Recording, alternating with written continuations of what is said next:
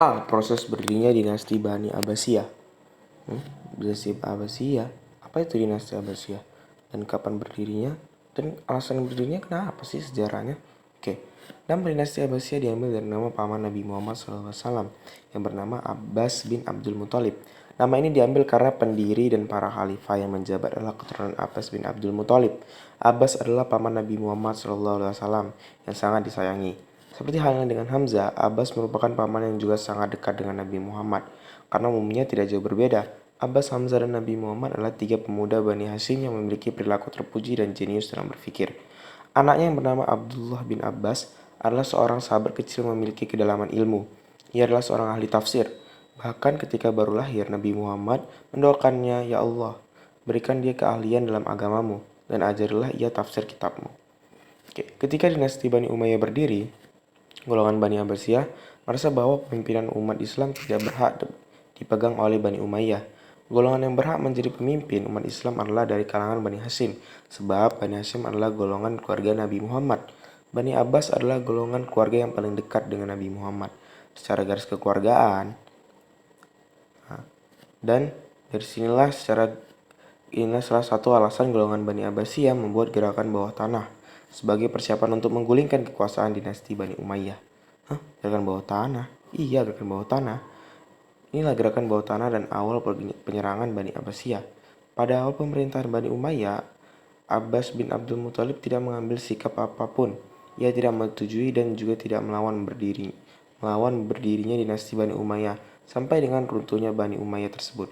Ketika perilaku beberapa khalifah Bani Umayyah sudah keluar dari jalur agama, keluarga Bani Abbasiyah merasakan perlu ada tindakan untuk mengubah keadaan. Untuk itu dibuatlah gerakan bawah tanah yang dimulai semenjak Khalifah Umar bin Abdul Aziz bertakhta. Nah, pada masa gini gimana? Pada masa ini kondisi sangat memungkinkan untuk membuat sebuah gerakan persiapan, sebab Khalifah Umar tidak memiliki kebijakan yang ketat untuk menangani permasalahan pemberontakan. Di masa Khalifah Umar bin Abdul Aziz, memang kondisi keamanan sangat kondusif karena para pemberontak tidak melakukan aksi radikal. Oleh karena itu, Khalifah Umar memberikan kelonggaran pada pihak keamanan. Situasi seperti ini pun kemudian dimanfaatkan oleh golongan Bani Abbasiyah untuk mempersiapkan kekuatan guna menggulingkan dinasti Bani Umayyah. Dengan menggandeng para pengikut setia Ahlul Bait, yaitu Syiah, golongan Bani Abbasiyah membuat gerakan pemberontakan yang diawali di kota Khurasan.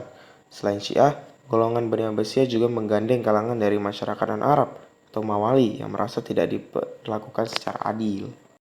1. Fase kejayaan. Masa kejayaan Bani Abbasiyah dimulai semenjak berdirinya dinasti ini 750 Masehi hingga wafatnya Khalifah Al-Watsiq Billah tahun 847 Masehi. Kejayaan yang dicapai Bani Abbasiyah pada masa itu dimulai dengan kebijakan politik yang dipengaruhi oleh unsur Persia. Unsur Persia dilakukan dengan banyak memberikan jabatan-jabatan strategis kepada pejabat-pejabat non-Arab atau Mawali yang beretnis Persia. Jabatan-jabatan tersebut adalah panglima militer, gubernur, hingga pengawal khalifah. Pada awal pemerintahan Abu Abbas As-Saffah, kebijakan kepemimpinannya difokuskan pada ketertiban dan pengamanan wilayah kekuasaan. Ia diberikan gelar As-Saffah yang berarti sang penumpah darah karena menginstruksikan pada pasukan militernya untuk menghilangkan nyawa seluruh keturunan Bani Umayyah tanpa pandang bulu. Ia juga menyebarkan agen dan mata-mata ke seluruh wilayah kekuasaan untuk mengawasi ada tidaknya orang yang memiliki keturunan dan keterkaitan dengan Bani Umayyah. Pada masa dinasti Abbasiyah, ia merupakan khalifah pertama. Ia membangun peradaban yang maju. Semua lini kehidupan berusaha ditingkatkan taraf kualitasnya. Hanya dalam waktu 20 tahun, ia telah berhasil menciptakan peradaban Islam baru yang tidak mampu dicapai oleh bangsa manapun. A. Ilmu pengetahuan. Bagi para penguasa Bani Abbasiyah, ilmu pengetahuan adalah landasan pemerintahan untuk membangun peradaban Islam. Prinsipnya, jika ilmu pengetahuan telah digenggam, peradaban umat manusia akan dikuasai dan kemajuan pasti akan dialami. Berbagai upaya dalam memajukan ilmu pengetahuan dijadikan kebijakan dalam para khalifah Bani Abbasiyah. Hal ini terlihat jelas pada masa pemerintahan Khalifah Harun ar-Rasyid dan anak-anaknya, Khalifah Al-Ma'mun. Harun ar-Rasyid membuat sebuah lembaga pendidikan awal hingga tingkat tinggi yang sistem kurikulumnya diterapkan dengan baik sesuai dengan jenjang pencapaian ilmu. Pada dinasti Abbasiyah ini sangat kuat. Tidak ada satu kekuatan pun yang bisa menggoyangkan kursi khalifah dan sistem pemerintah. 2.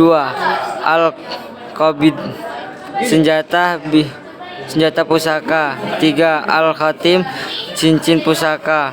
Adapun lambang kehormatan khalifah terdiri atas 1. At-Tiras, lambang khalifah yang disematkan pada setiap seragam tentara. 2. Al-Kutab, pemberian doa yang dibacakan setiap khotib dan khutbah. 3. Sika, atau pencantuman nama khalifah dalam mata uang. Di bawah khalifah ada wazir, semacam pendana menteri. Wazir bertugas menjalankan roda pemerintah sehari-hari berdasarkan arahan dan instruksi khalifah. Wazir dibantu oleh para menteri departemen, rais an diwan. C. Ekonomi. Pada fase ini negara mengalami kejayaan dengan penghasilan kekayaan yang sangat melimpah. Devisi negara berasal dari bagian sektor seperti pertanian, pajak, dan sebagainya. D. Sosial. Pada masa ini situasi dan kondisi sosial masyarakat sangat kondusif. Sistem keamanan polisi, sistem sosial masyarakat, dan keagamaan dapat terkontrol dengan stabil. Militer. Militer Bani Abbasiyah memiliki ketentuan dalam pengamanan dan keamanan. Oleh karena itu, militer terbagi dalam angkatan darat, angkatan laut, dan kepolisian. Tertentu terbagi dalam 2 kelompok, yaitu 1. Judul al-Mustazikoh, atau tentara yang tinggal di bara dan digaji tetap. 2. Jundul al-Mutawiyah, atau relawan militer. Hukum. Di bidang hukum, pada hakim yang memutuskan berbagai perkara merujuk pada kitab-kitab hukum mazhab besar seperti Hanafi, Maliki, Syafi'i, dan Hanbali. 2. Fase kemunduran. Pada fase kemunduran ini dinasti Bani Abbasiyah mengalami desentralisasi daerah. Banyak penguasa daerah yang memisahkan diri dari kekuasaan pusat. Pemerintah pusat hanya dijadikan sebagai simbol, sementara untuk urusan kebijakan suara pusat sudah tidak didengar lagi. 3. Fase disintegrasi dan kehancuran. A. Fase disintegrasi. Disintegrasi terjadi di beberapa wilayah kekuasaan Bani Abbasiyah. Terdapat 3 wilayah yang mengaku dirinya sebagai kekhalifahan Islam.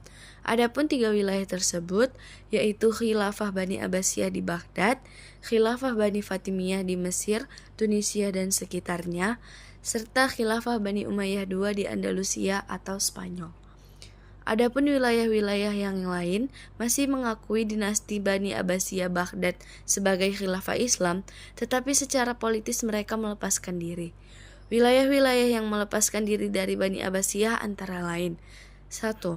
Wilayah Andalusia, 2. Wilayah Maroko, 3. Wilayah Tunisia, 4. Wilayah Khurasan, 5. Wilayah Mesir, 6. Wilayah Persia, 7. Wilayah Turkistan, 8. Wilayah Afghanistan, 9. Wilayah Syam dan Mosul. Walaupun disintegrasi terjadi di beberapa wilayah, perkembangan ilmu pengetahuan terus berlanjut. Ilmu pengetahuan agama dan sains tidak terpengaruh suasana politik pemerintahan Bani Abbasiyah. Bahkan ilmu pengetahuan agama dan sains semakin mengalami kemajuan tidak hanya di Baghdad, tetapi di Andalusia atau Spanyol dan di beberapa wilayah lain. Para khalifah besar dinasti Bani Abbasiyah. Yang pertama Abu Abbas Asy-Syofah. Nama Abdullah bin Muhammad bin Ali bin Abdullah bin Abbas. Khalifah pertama Bani Abbasiyah, ayahnya memulai gerakan pendirian Bani Abbasiyah. Memerintah selama 4 tahun, meninggal pada tahun 136 Hijriah atau 753 Masehi. Yang kedua Abu Ja'far al-Mansur. Nama Abdullah bin Muhammad Ali bin Abdullah al-Abbas. Terkenal karena keberanian, ambisi, dan kecerdikan. Dianggap sebagai pendiri sesungguhnya dari dinasti Abbasiyah. Menjadi khalifah setelah saudaranya Al-Abbas meninggal. Meninggal di Mekah pada tahun 158 Hijriah atau 774 Masehi. Memerintah selama 21 tahun. Yang ketiga, Muhammad Al-Mahdi. Nama Muhammad Al-Mahdi Ibnu Al-Mansur. Dilantik sebagai khalifah pada tahun 158 Hijriah atau 774 Masehi setelah ayahnya wafat. Dikenal sangat dermawan dan pemurah. Mengembalikan harta yang dirampas oleh khalifah sebelumnya, memperluas Masjid Haram dan mencapai kemenangan atas Romawi. Dan meninggal pada tahun 169 Hijriah atau 785 Masehi, memerintah selama 10 tahun. Yang keempat ada Harun ar-Rasyid.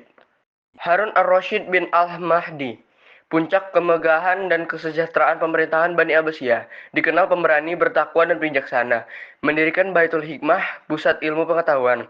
Meninggal pada tahun 193 Hijriah atau 808 Masehi, memerintah selama 23 tahun, serta mewariskan kekuasaan kepada Al-Amin dan Al-Ma'mun, yang menyebabkan konflik besar. Yang kelima ada Abdullah Al-Ma'mun, bernama lengkap Abdullah Al-Ma'mun bin Harun ar-Rasyid. Menerima kekhalifahan setelah mengalahkan saudaranya Al-Amin, terbatas dalam penaklukan, hanya menguasai beberapa daerah kecil. Meninggal pada tahun 218 Hijriah atau 833 Masehi, memerintah selama 20 tahun. Yang keenam ada Abu Ishaq Al-Mutaqsim, adik dari Al-Ma'mun, menjadi khalifah pada tahun 218 Hijriah atau 833 Masehi. Mengangkat banyak pasukan dari Turki membangun kota Samara. Kehilangan kepercayaan pada orang Arab dan Persia. Dan meninggal pada tahun 227 Hijriah atau 841 Masehi. Memerintah selama 9 tahun. Yang ketujuh ada Harun al-Watsik, bernama lengkap Abu Ja'far Harun al-Watsik bin Muhammad al-Mutashim. Menjadi khalifah pada tahun 227 Hijriah atau 841 Masehi. Panglima Turki mencapai posisi tinggi.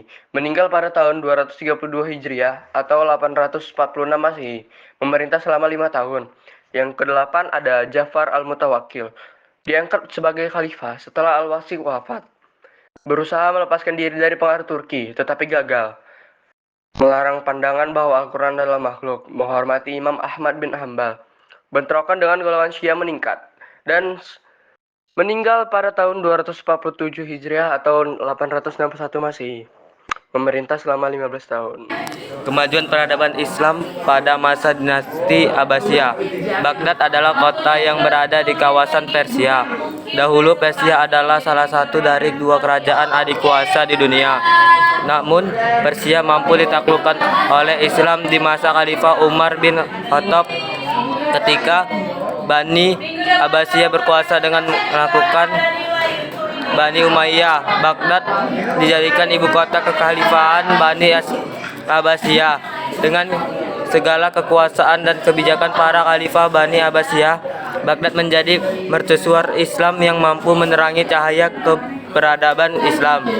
Kemajuan yang gemilang tidak hanya dirasakan kaum muslimin, tetapi golongan non-muslim pun diperlakukan secara adil.